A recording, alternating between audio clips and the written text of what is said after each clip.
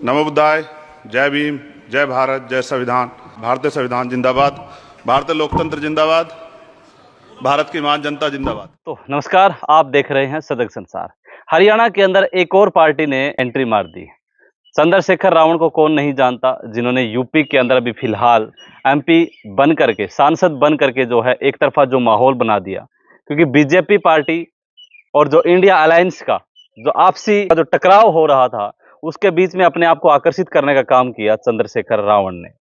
Nagina seat से सांसद बनते ही जिस प्रकार से संसद के अंदर उन्होंने जय भीम के नारे लगाए और वो गूंज जो है वो पूरे देश भर के अंदर जो बहुजन समाज को आकर्षित किया, वो अपने आप में एक बड़ी बात है। चंद्रशेखर रावण ने हरियाणा के अंदर विधानसभा चुनाव में एंट्री मार दी है और 90 की 90 विधानसभा सीटों के ऊपर चुनाव लड़ने का ऐलान कर दिया है। क्योंकि बहुजन समाज पार्टी जिस प्रकार से ग्राफ जो है वो लगातार गिर रहा था, क्योंकि यूपी के अंदर लगातार 5 बार की सीएम रही हैं माननीय कुमारी मायावती जी, लेकिन धीरे धीरे बहुजन समाज जो लोग हैं वो उनसे लगातार पीछे हट रहे थे। लेकिन बहुजन समाज के लोगों को क्या पता था कि उनकी जो सोच है उनको कोई और व्यक्ति उठा सकता है।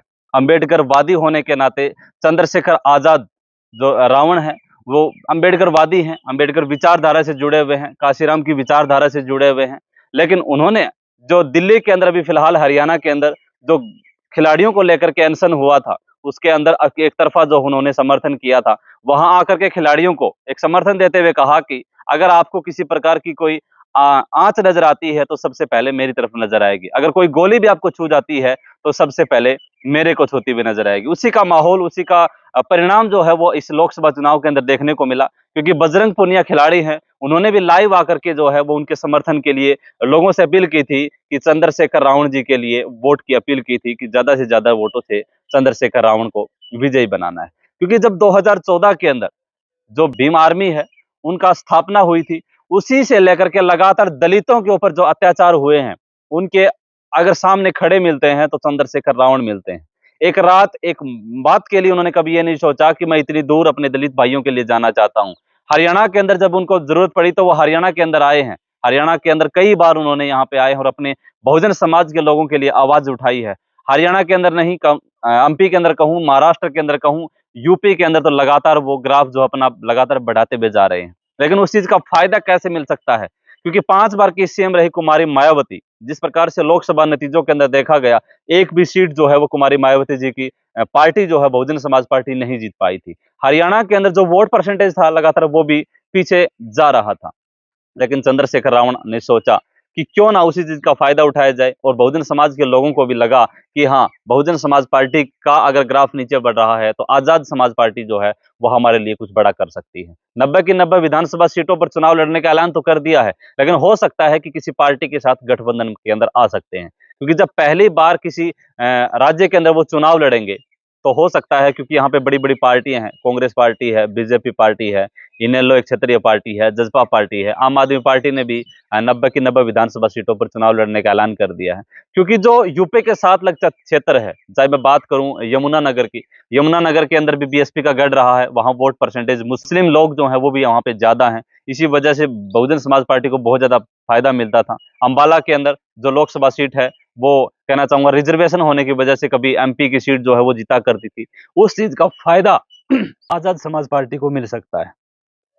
90 के 90 विधानसभा सीटों में अगर मैं बात करना चाहूं तो 17 सीटें जो हैं वो आरक्षित हैं।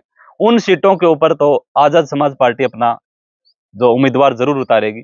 लेकिन बहुजन समाज पार्टी भी हरियाणा के अंदर इनेलो के साथ भी गठबंधन में नजर आई है और वो लगभग शायद 37 सीटों के ऊपर चुनाव लड़ सकती है। आजाद समाज पार्टी के हीरो कहना चाहूंगा जो चंद्रशेखर रावण, वो आज हरियाणा के अंदर एंट्री मारते हुए युवाओं के अंदर एक नई जोश उमंग जो है आई हुई है और इस चुनाव के अंदर अपनी शायद वो पहल दिखा सकते हैं। क्योंकि राजस्थान के अंदर जो आरएलपी है, उनके जो पार्टी के संस्थापक हैं हनुमान बेनीवाल जी के साथ में उन्होंने चुनाव लड़ा, उनका गठबंधन किया। हरियाणा से हर्ष शिकारा एक समाज सेवी हैं, उन्होंने भी उनका समर्थन किया था। उस चीज का फायदा जो है हनुमान बेनीवाल जी हरियाणा के अंदर भी दे सकते हैं और ये तख्ता पलट राजनीति होगी। क्योंकि हरियाणा के अंदर पहली बार चुनाव लड़ना, जो चुनाव हरियाणा के अंदर होंगे उन चुनाव में एक बड़ी ही पारी खेलते हुए नजर आएंगे। चंद्रशेखर रावण जी दिल्ली धरने के ऊपर जब महिलाओं को समर्थन देने पहुंचे थे तो वहां से एक अंदाजा ये लगाया जा सकता है, क्योंकि हरियाणा के अंदर ज्यादा से ज्यादा जो बहुजन लोग हैं और मुस्लिम जो लोग हैं उनको तो आकर्षित करेंगे ही करेंगे, लेकिन जैसे ही उन्होंने वहां पे जो खिलाड़ी हैं उनको समर्थन दिया, तो एक बात से ये अंदाजा लगाया जा सकता है कि जाट समुदाय के लोगों को भी अपने ओर आकर्षित करने में कामयाब हो पाते हैं। क्योंकि कोशिश तो उनकी यही है कि पूरे समाज को लेकर चलूं, क्योंकि धरना दिया था उसमें जो जाट समुदाय के लोग हैं वो भी अपने आप में सोच रहे थे कि एक दलित चेहरा जो है वो उनके साथ में जुड़ा है। इन चुनाव के अंदर जो है वो कितना कामयाब हो पाते हैं इन लोगों को अपनी ओर आकर्षित करना, ये चीजें देखनी बहुत जरूरी होगी। अपनी राय कमेंट सेक्शन के अंदर जरूर दें। धन्यवाद। जय हिंद, जय भारत।